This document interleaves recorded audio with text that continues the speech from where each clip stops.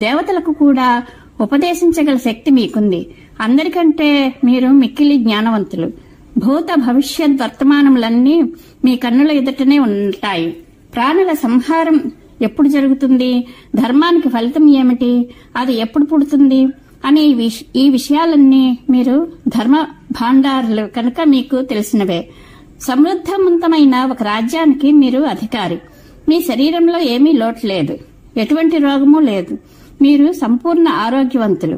వేల స్త్రీల మధ్యలో ఉన్నా గాని, ఊర్ధ్వరేతులు గాని, అఖండ బ్రహ్మచర్య సంపన్నులుగా మిమ్మల్ని చూస్తున్నాను. అంపశయం మీద పడుకుని కూడా తపోబలంతో శరీరానికి స్వభావసిద్ధమైన మృత్యువును అడ్డగించడంలో సత్యవాది, ధర్మపరాయణుడు, సూర్యుడు, మహాపరాక్రమవంతుడు అయిన మీరు తప్ప ముల్లోకాలలోనూ సఫలులు వేరెవరూ లేరు.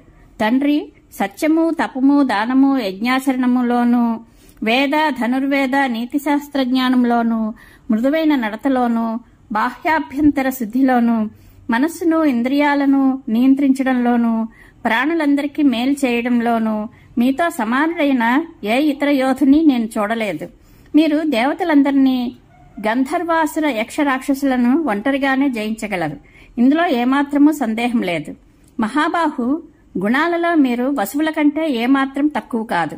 అందుకనే బ్రాహ్మణులు మిమ్ము 9వ వసువుగా చెప్తూ ఉంటారు. మీరు పురుషోత్తములు. మీ శక్తితో దేవతలలో కూడా పేరు తెచ్చుకున్నారు. మీతో సమానమైన గుణసంపన్నులను ఈ భూమిపై నేను ఎప్పుడూ చూడలేదు, వినలేదు. మీ సర్వ సద్గుణముల వలన మీరు దేవతలను కూడా మించినవారు. మీ తపశ్శక్తితో చరాచర లోకములను సృష్టింప సమర్థులు. కనుక మీకొక విన్నపము.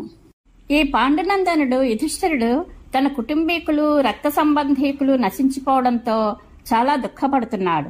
ఎలాగైనా సరే మీరు ఇతని శోకాన్ని దూరం చేయండి. శాస్త్రములలో చెప్పబడిన చతుర్వర్ణాల, చతురాశ్రమాల ధర్మాలన్నీ మీకు విదితమే.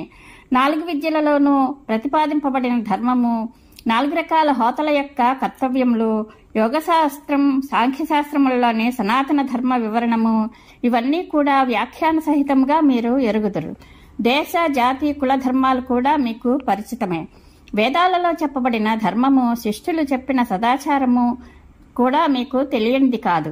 ఇతిహాస పురాణాల యొక్క అర్థము మీకు సంపూర్ణంగా తెలుసును. ధర్మశాస్త్రమైతే ఎప్పుడూ మీ హృదయంలోనే ఉంటుంది. లోకంలో సందేహం కలిగిన విషయానికి సమాధానం చెప్పగలిగిన వారు మీరు తప్ప వేరెవరూ లేరు.